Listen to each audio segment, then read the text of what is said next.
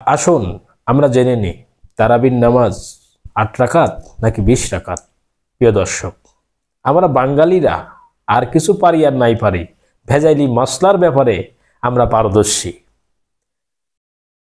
তারাবির নামাজ ২০ রাকাত না ৮ রাকাত, কেউ বলছে ১৬ রাকাত, কেউ বলতেছে না বললেও চলে। এই যে বিতর্কিত মাসলা, এই যে আমাদের তর্কতর্কি, আমাদের আসলটাতে খোঁজ নাই। যেমন তারাবির রাকাত একজন বলতেছে ৮ রাকাত, কেউ বলতেছে ২০ রাকাত। এবার পড়ে গেলাম মুসিবাদে, কেউ বলতেছে ২০ রাকাত আমার পক্ষে পড়া সম্ভব না, আমি না রোজাও থাকবো না, নামাজও পড়বো না। এর ভয়ে সে রোজাও করতেছে না, নামাজ তো আদেই পড়ে না। আমরা ভেজালের মধ্যে খুব আছি, কিন্তু আসল জায়গায় নাই। আসেন জানা যাক। আগে জানার দরকার তারাবির নামাজ এটা কি সুন্নত, ফরজ, নফল না ওয়াজিব, কোনটা? এটা তো আগে জানার দরকার। তারাবির নামাজটা হচ্ছে সুন্নাহ এবং নফল ইবাদত।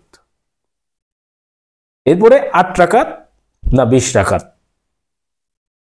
ফরজের ক্ষেত্রে যেমন জোহরের নামাজ ৪ রাকাত ফরজ, আমি যদি এখন ৬ রাকাত পড়ি তাহলে কি হবে? তাহলে হবে না।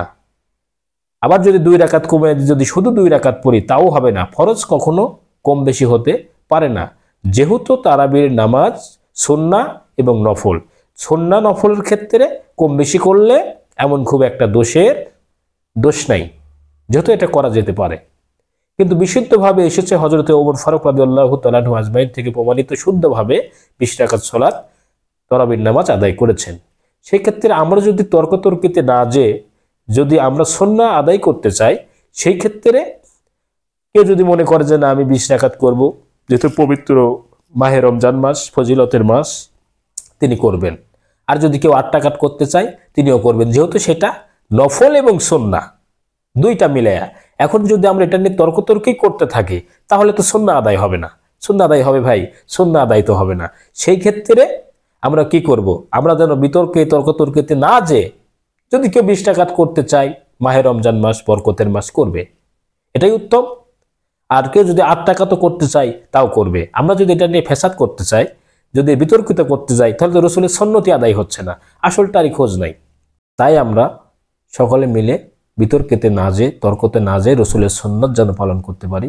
আল্লাহ রাব্বুল আলামিন তৌফিক দান করুক। আর তারই সঙ্গে আমাদের এই ভিডিওটা ইসলামের স্বার্থে, কোরআন প্রচারের স্বার্থে আমরা বেশি বেশি করে শেয়ার করব, লাইক করব এবং সাবস্ক্রাইব করতে যেন ভুল না করি। তারই সাথে আপনাদের কোনো প্রশ্ন থাকলে আপনারা কমেন্টে অবশ্যই জানাবেন, ইনশাআল্লাহ জবাব দেওয়ার চেষ্টা করব। আল্লাহ রাব্বুল আলামিন সকলকে ভালো রাখুক, সুস্থ রাখুক এবং পবিত্র মাহে রমজান মাসে সিয়াম পালন করা তৌফিক দান করুক। আসসালামু আলাইকুম ওয়া রাহমাতুল্লাহি ওয়া বারাকাতুহু।